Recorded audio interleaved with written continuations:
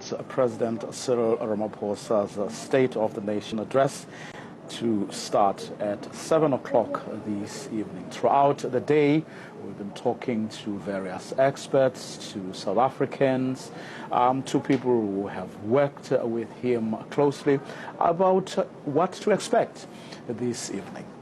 Absolutely, and we're still going to continue on the theme of local government with our local governance expert, Mielani Holeni. Thank you very much for joining us. I suppose it is apt to stay on this particular topic because without a doubt, those local government elections are going to be contentious, just given how some of the politicians are even conducting themselves. Good afternoon. Yeah, good afternoon, and thank you for having me. It's a big year this year. I think we look at, how all of the elections, for local government have been building up, over the years, and we've seen how, the changes and the, various, antics at times, that are brought in.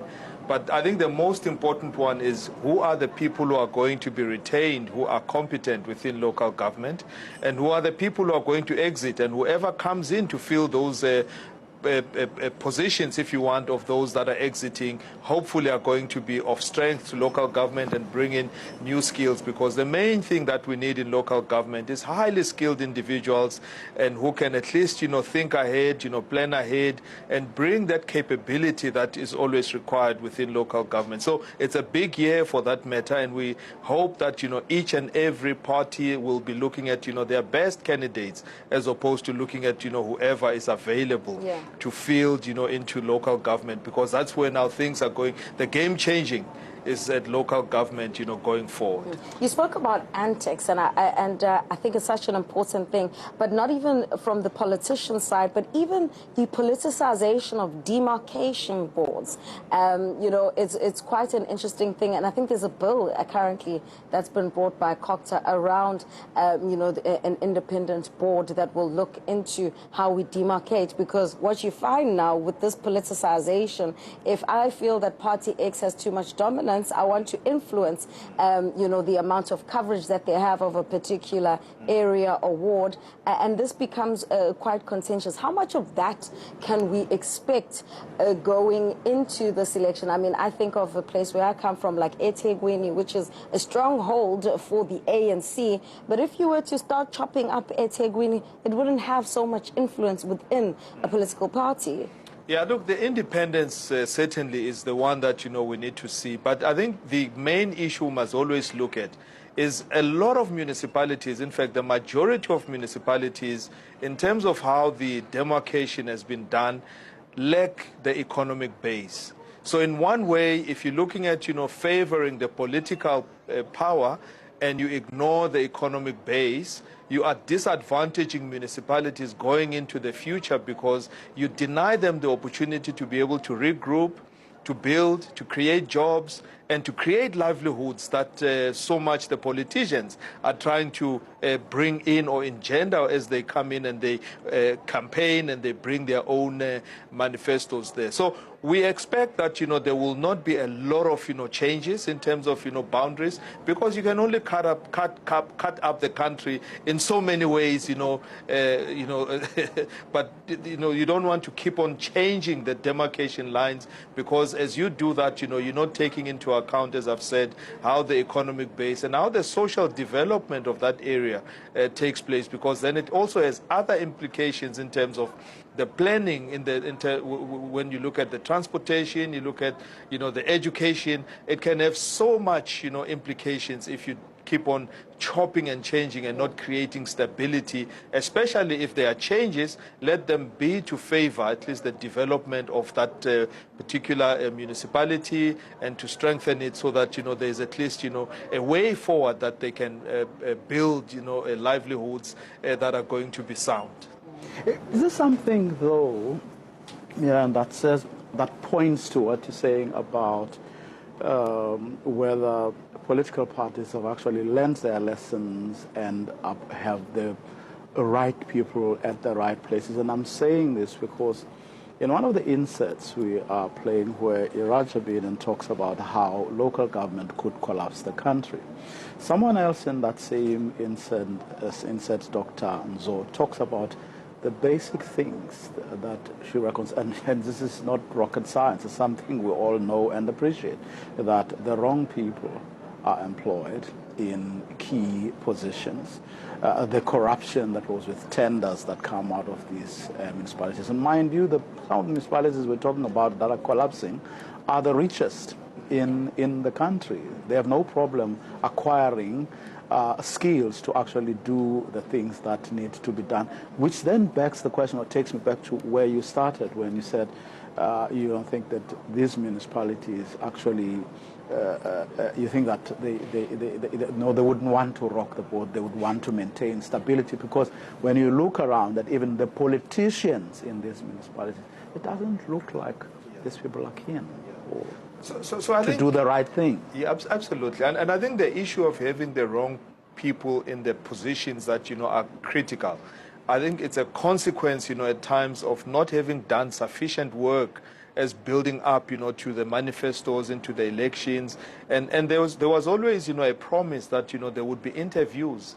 People would have to submit qualifications, as do other, I think, organizations, if I'm not mistaken, where you must present your CV and you must go for an interview, and you must be interviewed as if you are going for a job interview. So it is not just, the fact that, you are popular, of which what most people, have seen that, it's a loophole. Popularity guarantees you perhaps, a much grander job. So the issue is, political parties need to also, in a way, if I may use this, quite harshly, take us seriously in terms of, citizens. Yeah. They must take us seriously, and be able to look at, if you were to employ a teacher, you obviously will go through the process because the teacher is going to teach your own children. But in this case, you have perhaps a counselor or you have a technical manager who is going to build your infrastructure. Your counselor is going to represent the whole ward, which is, full of, different people who have different, educational levels and different aspirations. And some of them know what to do, but, you can't bring someone who's not going to at least contribute to how that community is going to be. So I think that is why we're saying with this year, what is important is that, whichever party wants to win the local elections and the wards must be able to field, their strongest, candidates. And in that, so it shows that, everyone would be able to then say, we think that those people are going to do a better job than the next person, and therefore that's how perhaps, they can win the game. And obviously, follow it through with delivery, because that is where service delivery is required. So if you look at what we say, capability, strategy, leadership, and service delivery, you then have to follow through all of that, with the right, service delivery. But it starts with the candidates who will understand, the difference, between the wrong and the right, good governance, bad governance, and be able to have that desire. Of course, there's a system that they must work with, and we're not, ignorant of the fact that there's a whole system.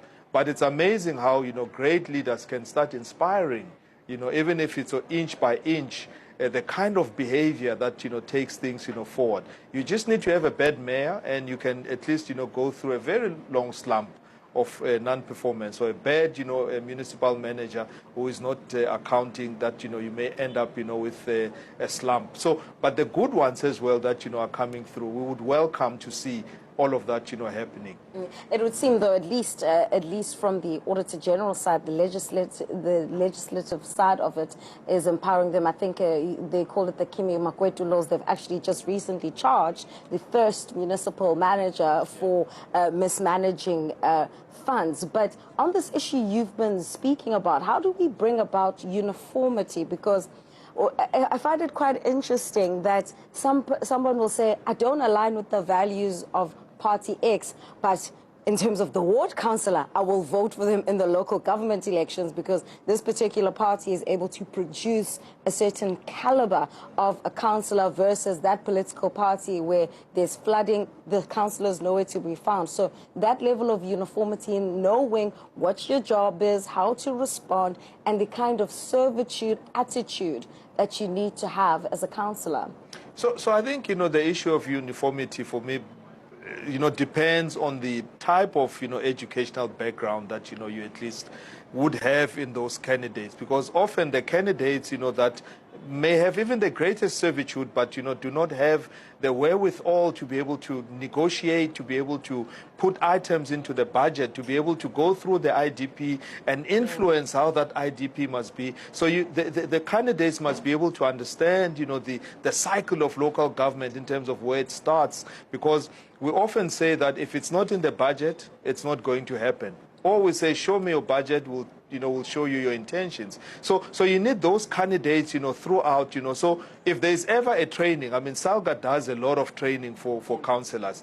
But, often, it's your introductory and so on. But you would want, those people to have, if you have an MMC for finance, you would want them to be qualified in a particular way, understanding the finances, understanding the stakeholder management, understanding the cycles, of government, not just, locally, but throughout, so that they can also be able to influence even at the provincial as well as at the national level. So the issue of uniformity is not something that we can, I think, realize, now, unless if, the crop of people that are coming in have at least, decided, and are specializing in particular areas. So how about having an MMC who looks after, the technical side, the roads and transport, being an engineer? I think you're starting, somewhere. Yeah. And I'll give an example, for instance, with, one of the cities, the city of Tswana, you had an engineer, was a mayor who is now fixing, the country elsewhere. So you can see that, that type of, predisposition and qualification.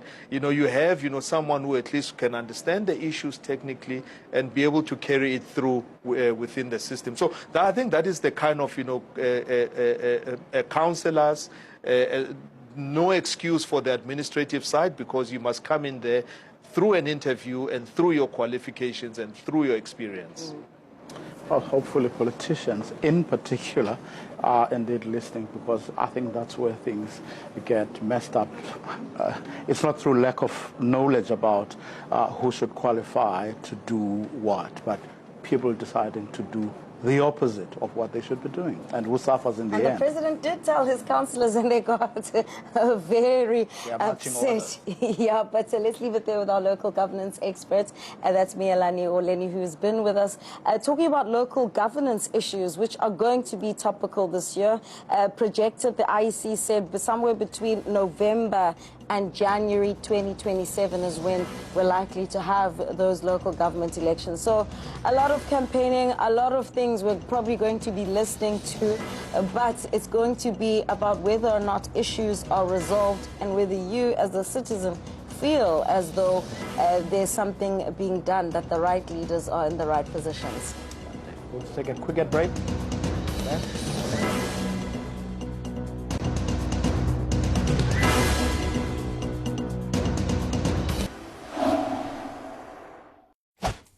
Getting something out for not claiming? That's so outdated.